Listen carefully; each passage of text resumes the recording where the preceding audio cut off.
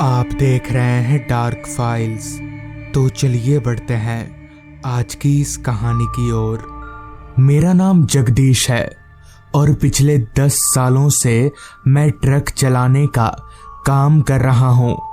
मगर उस रात मैंने जो देखा, जो महसूस किया, वो पिछले 10 सालों में मैंने कभी भी नहीं किया था। उस रात को याद करते ही आज भी मेरी रूहें कांपने लगती हैं और पूरे शरीर में एक सिहरन सी दौड़ जाती है। दरअसल बात आज से तकरीबन 4 साल पुरानी है। उन दिनों सर्दियों का मौसम चल रहा था। आम सर्दियां नहीं, दिसंबर के आखिरी हफ्ता की सर्दियां, कड़ाकेदार और जमा देने वाली। उस रात मैं और मेरा खलासी, हम दोनों ईंट से भरी ट्रक को लेकर सहारनपुर ले जा रहे थे। अमूमन ये सब काम मैं रात में ही करता था, क्योंकि रात में दिन के मुकाबले ट्रैफिक काफी कम होता है, या यूं कह लें ठंड के मौसम में तो होता ही नहीं है। उस रात भी नज़ारा कुछ ऐसा ही था। पूरा का पूरा हाईवे खामोशी की चादर में लिपटा हुआ था। मेरी ट्रक के अलावा बस एक आध ट्रकें ही हाईवे पर नजर आ रही थी। मेरा खलासी राजू मेरी बगल वाली सीट पर ऐसे दुबक कर बैठा हुआ था जैसे दुनिया भर की सारी ठंड उसे ही लग रही हो। पर मुझे उतनी ठंड नहीं लग रही थी। मैं बड़े आराम से ट्रक चला रहा था। अभी मैं ट्रक चला ही रहा था कि तभी बगल वाली सीट पर बैठे खलासी राजू ने कहा, उस्ताद, आज ठंड थोड़ी ज्यादा नहीं है? इस पर मैंने कहा, तुझे ही लग रही है भाई, मुझे तो नहीं लग रही उतनी ठंड। हालांकि मुझे ठंड नहीं लग रही थी, मगर रास्ते पर कोहरा इतना फैला हुआ था कि सामने का कुछ भी देख पाना मुमकिन नहीं था। बहुत मुश्किल हो रही थी देखने में। अभी मैं किसी तरह मुश्किल से हाईवे पर गाड़ी चला ही रहा था कि तभी राजू बोला, उस्ताद, किसी ढाबे पर गाड़ी रोकना, जरा चाय वाय पीते हैं। इस पर मैंने बोला, अबे क्या यार, एक तो पहले ही देर हो रही है, ऊपर से ढाबे पर रुकवा रहा है तू। मेरी इस बात पर राजू ने कहा, क्या उस्ताद, आप भी ना, मालिक की बात पर आप इतना गौर क्यों करते हो?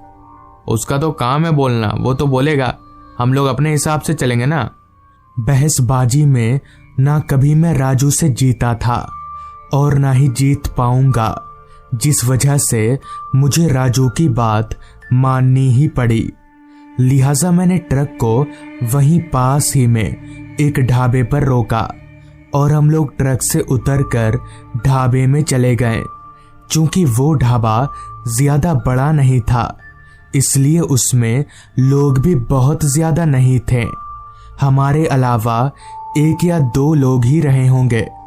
हम दोनों ने वहां पर कुछ देर भट्टी में आग का मजा लिया और चाय पीकर वहां से निकल ही रहे थे कि तभी उस ढाबे वाले ने कहा, कहाँ जाइएगा साहब आप? इस पर मैंने जवाब दिया, जी मैं तो ट्रक लेकर सहारनपुर जा रहा हूँ। इस पर उस ढाबे वाले ने कहा, इस वक्त आप उस रास्ते से सहारनपुर जाइएगा? आप यहाँ नए नए आए हैं लगता है, आपको मालूम नहीं है यहाँ से सहारनपुर जाने वाले रास्ते को कोई भी रात 12 बजे के बाद पार नहीं कर सकता, क्योंकि उस रास्ते के बरगद के पेड़ों में शैतानों का वास है। उस ढाबे वाले की बात सुनकर मुझे बहुत तेज हंसी आ रही थी। मैं बस किसी तरह से खुद को हंसने से रोके हुए था, क्योंकि उस वक्त तक मैं भूत प्रेत इन सारी चीजों पर जरा भी यकीन नहीं करता था।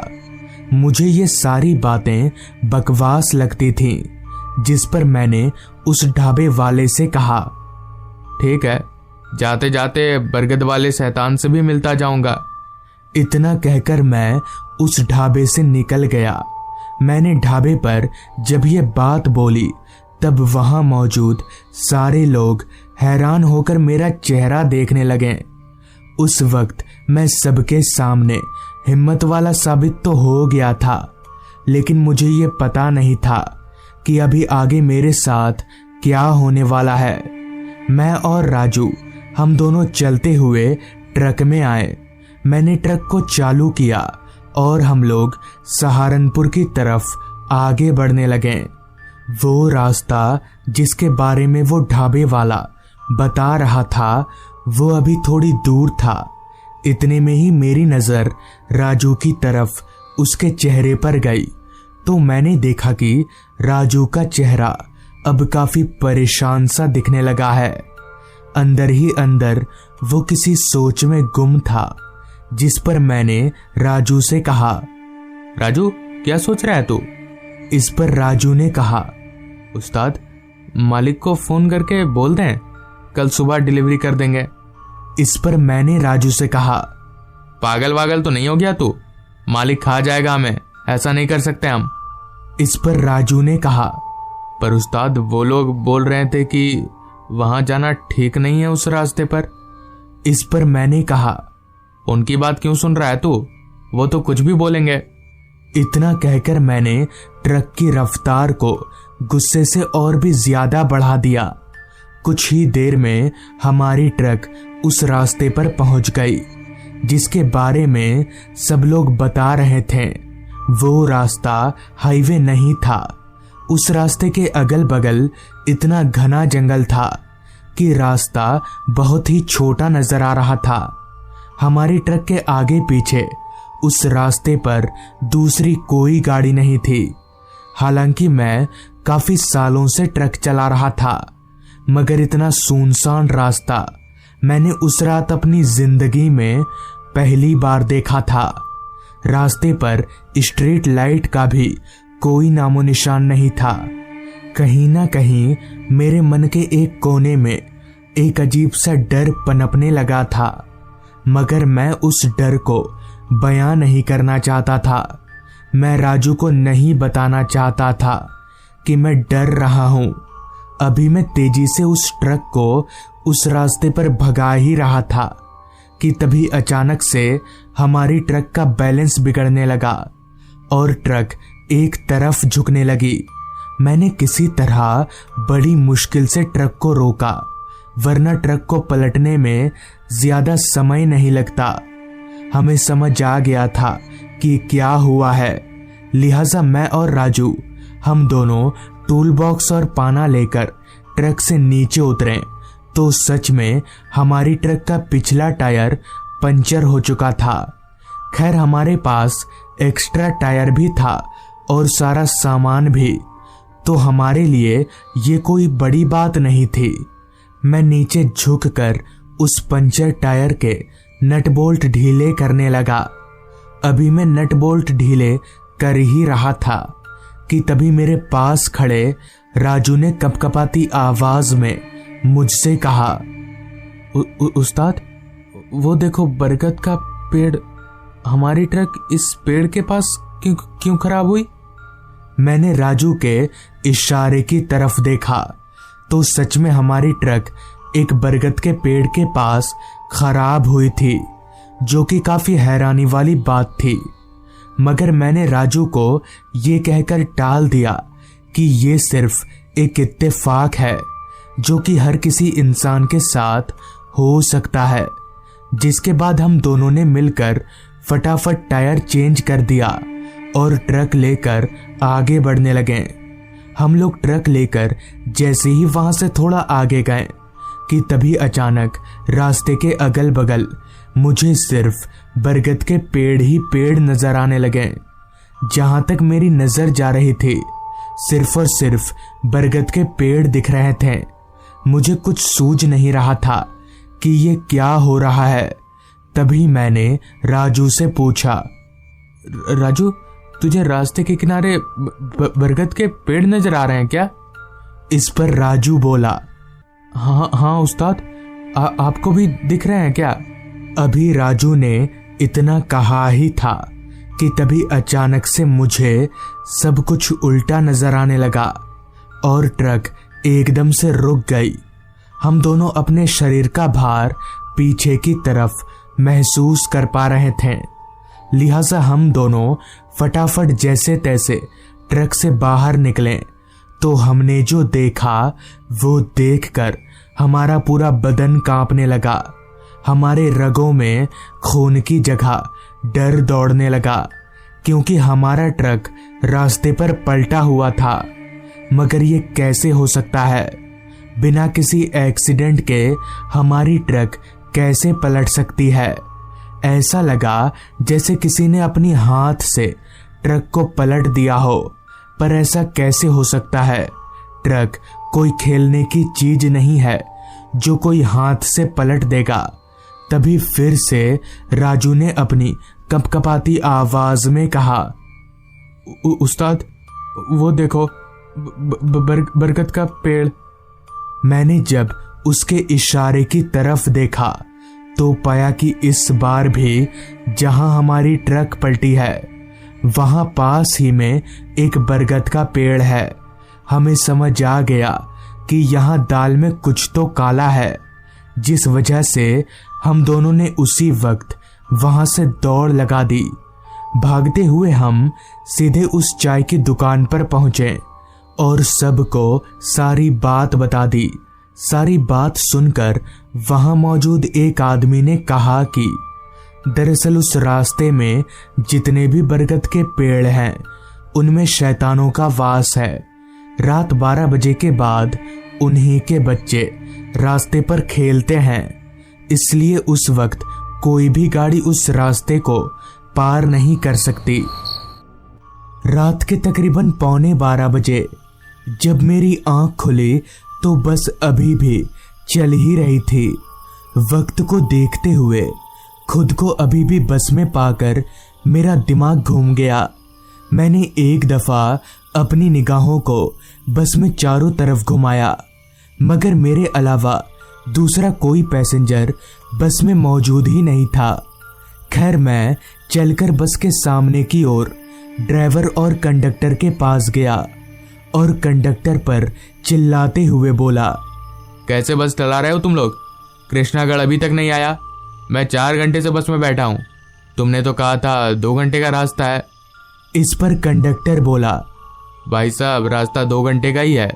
आप जब सो रहे थे तब एक बार रास्ते में हमारी बस खराब हो गई थी, इसलिए इतना वक्त लग गया।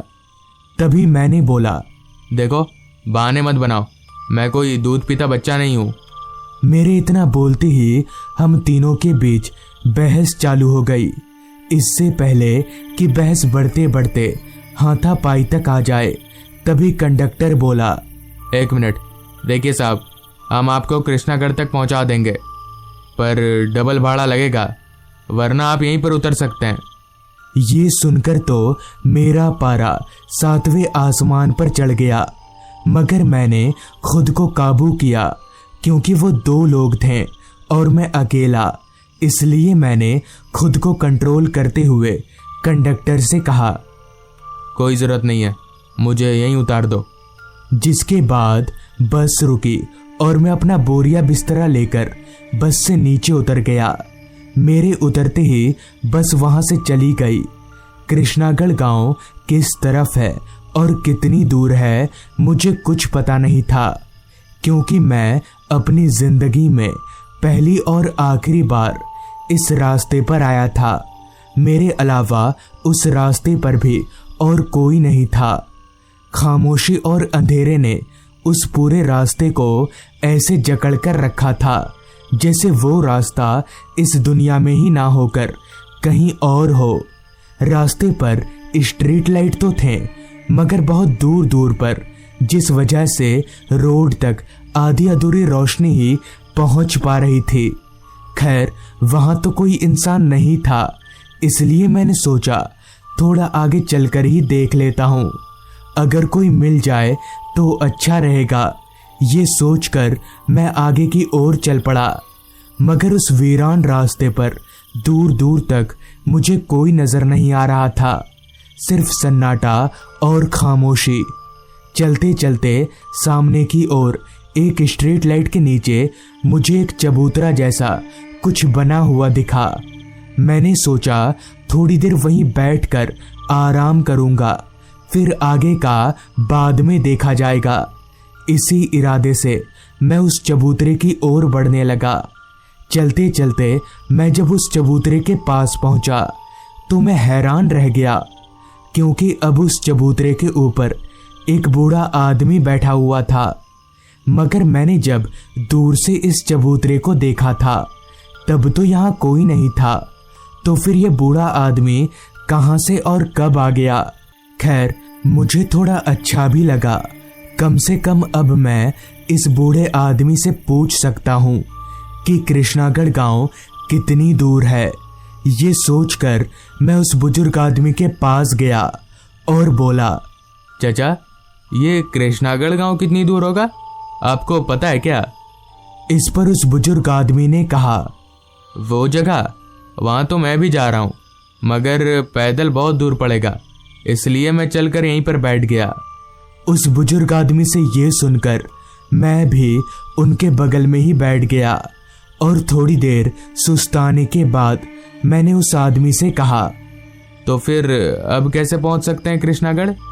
इस पर बुजुर्ग आदमी बोला, अब पैदल चलना पड़ेगा और कोई रास्ता नहीं है, चलो।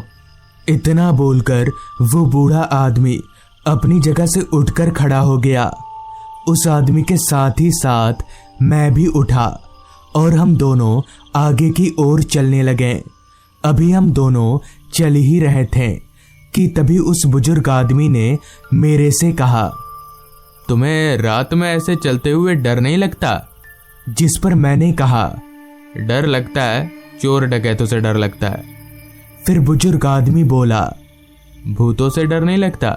तो मैंने कहा, नहीं, मैं ना तो भूतों को मानता हूँ और ना ही डरता हूँ। अब हम दोनों को चलते हुए काफी वक्त हो चला था। जहां इतनी देर से चलकर मैं थक कर चूर हो चुका था, वहीं वो बूढ़ा आदमी बिना किसी रुकावट के चले ही जा रहा था। मुझे काफी हैरानी हुई और थोड़ी शर्म भी आने लगी, ये सोचकर कि एक बूढ़ा आदमी मुझसे आगे निकल जा रहा है और मैं एक हट्टा कट्टा जवान होकर भी नहीं चल पा रहा। मानो उस बुजुर्ग आदमी का शरीर लोहे का बना हो जो कभी थकता ही नहीं है। बुजुर्ग आदमी आगे आगे और मैं उसके पीछे पीछे अभी चल ही रहा था कि ठीक हमारे पीछे की ओर से किसी गाड़ी के हेडलाइट की रोशनी हम दोनों पर पड़ी। मैंने मुड़कर पीछे देखा तो एक कार हमारी तरफ चलते हुए आ रही थी। उस कार को देखकर पता नहीं क्यों मेरी थकान और ज्यादा बढ़ गई। तभी उस बुजुर्ग आदमी ने मुझसे कहा, कैसे भी करके इस गाड़ी को रोको तो हम लोग वहां पहुंच जाएंगे। इस पर मैंने जवाब दिया, कोई नहीं रुकेगा चाचा, आजकल कोई किसी पर विश्वास नहीं करता। मैंने इतना कहा ही था कि तभी वो कार चलते हुए ठीक हम दोनों के पास आकर रुकी। मेरी बात उल्टी साबित हो चुकी थी। इतने में ही कार के ड्राइविंग सीट के बगल वाली सीट की खिड़की खुली और अंदर से आवाज आई, बैठ जाओ, हम भी वहीं जा रहे हैं जहां तुम लोग जा रहे हो। इस पर मैंने हैरान होते हुए पूछा, आप लोग भी कृष्णागढ़ जा रहे हैं? तो कार के अंदर से आवाज आई, हाँ वहीं। ये सुनते ही मैंने गाड़ी के पीछे वाली सीट का दरवाजा खोला और हम दोनों, यानी मैं और वो बूढ़ा आदमी, हम दोनों कार के पीछे बैठ गए और हम दोनों के बैठते ही कार भी चल पड़ी। कार के अंदर बहुत ज्यादा अंधेरा था, इतना कि मैं अपने बगल में बैठे उस बुजुर्ग आदमी को भी नहीं देख पा रहा था। सामने की दोनों सीटों पर कोई बैठा हुआ है, बस इतना ही नजर आ रहा था। कार के अंदर एकदम खामोशी छाई हुई थी, क्योंकि कोई भी कुछ नहीं बोल रहा था। तभी मैंने अपनी चुप्पी तोड़ते हुए कहा, वैसे आप लोग इस रास्ते पर कहाँ जा रहे हैं? तभी सामने से आवाज आई, मैं एक डॉक्टर हूँ और ये मेरा ड्राइवर, हम एक जगह पर गए थे पेशेंट देखने, वहीं से आ रहे हैं। इस पर मैंने कहा, अच्छा, वैसे आप लोग कृष्णागढ़ में कहाँ रहते हैं? इस पर उस डॉक्टर ने थोड़ा खिसियाते हुए जवाब दिया। आपको इतना जानने की कोई जरूरत नहीं है, चुपचाप बैठे रहिए। ये सुनकर मैं एकदम से चुप हो गया, क्योंकि मुझे डर था कि कहीं ये भी उस कंडक्टर की तरह मुझे गाड़ी से उतार ना दे। अगर इसने भी मुझे उतार दिया तो मैं क्या करूँगा, ये सोचकर ही मैं शांत हो गया। अभी कार चल ही रही थी कि तभी मुझे ऐसा महसूस होने लगा कि कार अभी जिस रास्ते पर चल रही है, हम लोग उस रास्ते को पहले भी पार कर चुके हैं। हालांकि इस बात पर मुझे पूरा यकीन नहीं था, मगर पता नहीं क्यों बार बार मुझे ऐसा लग रहा था, और साथ ही साथ मुझे एक अजीब किस्म की घुटन सी महसूस होने लगी थी। ये सब मेरे साथ पहली बार हो रहा था। और एक बात जो मैंने नोटिस की, कार की रफ्तार अब काफ़ी बढ़ चुकी थी। यहाँ तक कि बाहर की चीज़ें भी रफ्तार की वजह से साफ तौर पर नहीं दिख रही थीं। लिहाजा मैंने ड्राइवर से कहा, ड्राइवर साहब, हमें कोई जल्दी नहीं है, आप गाड़ी धीरे भी चला सकते हैं। इस पर ड्राइवर के बगल में बैठे डॉक्टर ने कहा, आपको जल्दी नहीं है, मगर हमें तो है। तभी मैंने कहा, पर फिर भी इतनी तेज गाड़ी चलाना ठीक नहीं है, एक्सीडेंट हो सकता है। तो डॉक्टर ने कहा, एक्सीडेंट? हमारा तो पहले ही हो चुका है, अब तुम्हारा होगा। इतना बोलकर ही डॉक्टर मेरी ओर पलटा तो अंधेरे की वजह से उसका चेहरा तो नहीं दिखा, मगर उसकी आंखें एकदम लाल चमक रही थीं। इतने में ही ड्राइवर ने भी मेरी ओर देखा तो उसकी भी आंखें पूरी लाल चमक रही थीं। ये देखकर मुझे समझते देर नहीं लगी कि ड्राइवर और डॉक्टर वो दोनों कोई इंसान नहीं बल्कि कुछ और ही हैं, जिनकी गिनती इंसानों में नहीं होती। अभी मैं ये सब देखकर डर से कांप ही रहा था कि तभी इतनी देर से चुप बैठे उस बुजुर्ग आदमी ने उन दोनों से कहा, तुम लोग गाड़ी रोकते हो या चखाऊं मजा? उस बुजुर्ग आदमी के मुंह से ये सुनकर मुझे काफी हैरानी हुई। क्या उस बुजुर्ग आदमी को उन दोनों भूतों से डर नहीं लग रहा जो उसने ऐसा कहा? बुजुर्ग आदमी के मजा चखाने वाली बात पर ना तो डॉक्टर ने कुछ कहा और ना ही उसके ड्राइवर ने। इतने में ही उस बुजुर्ग आदमी ने मुझसे कहा, तुम डरो मत, कुछ नहीं होगा, इनसे मेरा सामना रोज होता है। इतना बोलकर ही उस बुजुर्ग आदमी ने अपना लंबा हाथ बढ़ाकर रास्ते के किनारे एक पेड़ को पकड़ लिया। उस बुजुर्ग आदमी का इतना लंबा हाथ देखकर मैं बहुत ज्यादा डर गया, और उससे भी ज्यादा हैरानी की बात तो ये थी कि उसके पेड़ पकड़ते ही गाड़ी भी रुक गई, जिसके साथ ही बुजुर्ग आदमी बोला, जल्दी भाग जाओ।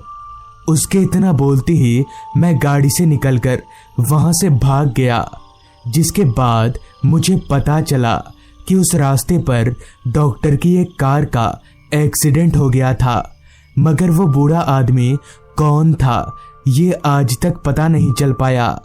तो दोस्तों, ये थी आज की कहानी। अगर आपको ये कहानी अच्छी लगी हो तो चैनल को जरूर सब्सक्राइब कर लें। तो मैं आपका दोस्त आर्यन जल्द ही मिलूंगा आपसे ऐसी ही एक कहानी के साथ।